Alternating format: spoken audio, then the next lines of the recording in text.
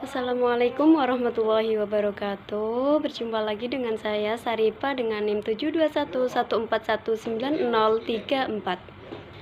Seperti biasanya, kita akan belajar mengenai sistem informasi manajemen. Nah, kali ini saya akan membahas proyek 1 mengenai keahlian teknologi sehari-hari.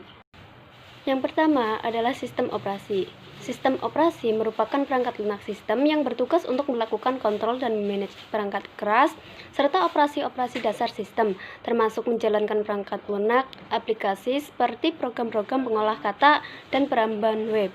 Sistem operasi ini terdiri dari dua, yaitu Microsoft Windows dan sistem operasi yang lain. Yang pertama, Microsoft Windows.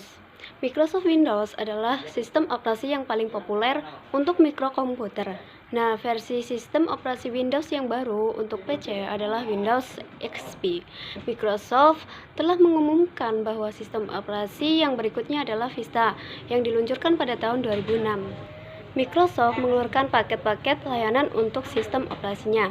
Paket layanan merupakan sekelompok pembaruan yang memperbaiki kesalahan kode yang mempengaruhi keamanan atau efisiensi sistem operasi tersebut. Komputer yang digunakan untuk mengetik bab ini menggunakan sistem operasi Windows XP profesional yang ditambahi paket layanan 2. Cukup mudah menemukan sistem operasi dan versinya pada komputer Anda. Yang kedua, sistem operasi yang lain. Microsoft bukanlah satu-satunya vendor yang menawarkan sistem operasi untuk mikrokomputer. Apple Computer membuat Mac OS X. Selain itu, komputer mikro standar dari Lenovo, Dell, Catway, dan lain-lain dapat menggunakan sistem operasi Unix. Unix adalah sebuah sistem open source yang artinya sistem tersebut bebas untuk diduplikasi, digunakan, dan diperbaiki oleh siapa saja. Tetapi Anda harus menyadari bahwa beberapa vendor menjual versi modifikasi dari versi gratis dari Unix, dan versi buatan mereka ini tidaklah cuma-cuma. Selanjutnya yaitu perangkat lunak aplikasi. Ini terdiri dari identifikasi, pembaruan, lacak perubahan, dan pelindungan kata sandi. Yang pertama, identifikasi. Mengapa penting bagi Anda untuk menentukan versi peranti lunak aplikasi pada komputer Anda? Karena versi yang berbeda dari aplikasi lunak yang sama, seperti Microsoft Word, bisa saja memiliki fitur yang berbeda.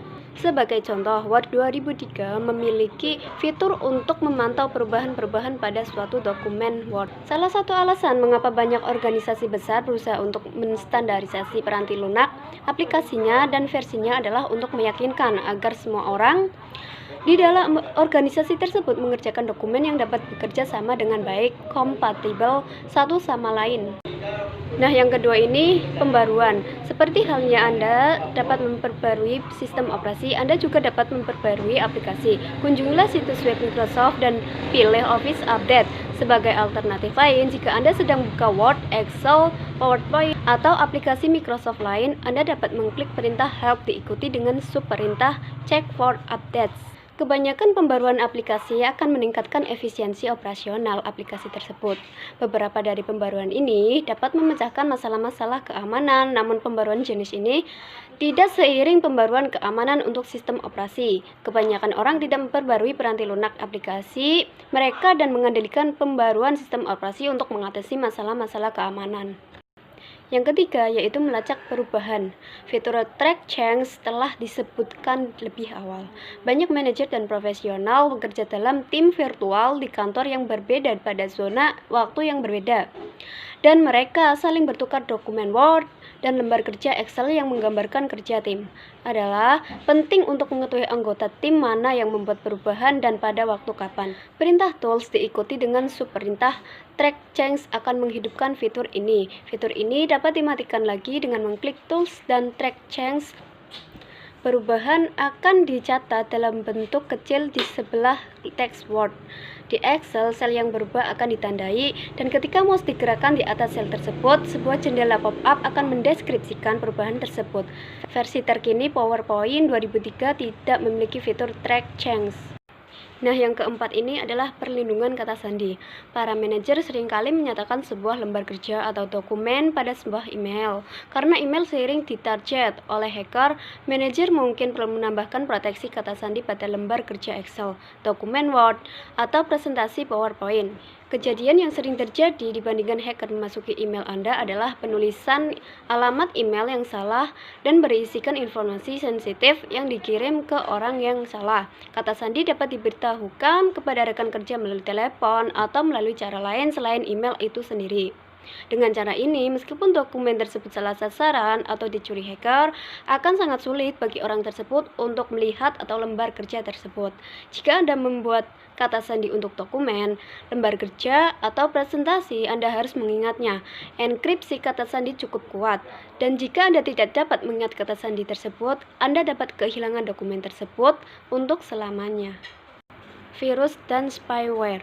Virus dan spyware adalah masalah yang serius. Spyware tidak bersifat berbahaya karena tidak dikirimkan ke komputer Anda untuk menghentikan kerjanya atau untuk mencuri informasi yang sensitif. Sebaliknya, virus dibuat untuk menghancurkan atau mencuri informasi pada komputer Anda dan menyebabkan komputer Anda menjadi tidak berguna. Ancaman dan hoaks. Organisasi-organisasi yang ternama berusaha keras untuk menjaga agar virus tidak tersebar dari situs web mereka. Anda tidak akan menerima email dari suatu organisasi ternama yang berisikan link untuk memperbarui sistem operasi Anda. Email seperti itu pasti adalah hoaks. Selain itu, organisasi-organisasi legal tidak akan mengirim email dengan link yang menanyakan informasi akun atau kata sandi Anda. Selanjutnya, proteksi.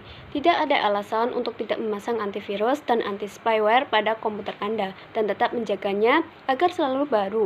Virus dan spyware di komputer Anda dapat dengan cepat menyebar melalui jaringan di tempat kerja atau sekolah.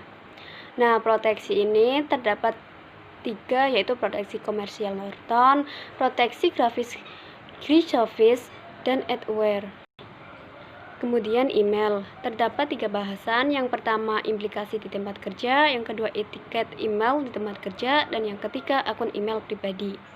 Yang pertama, implikasi di tempat kerja.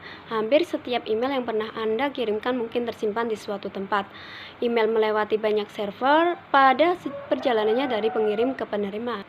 Dan sebagian besar dari server ini dibuat cadangannya berulang kali sehingga menyimpan catatan komunikasi email yang panjang.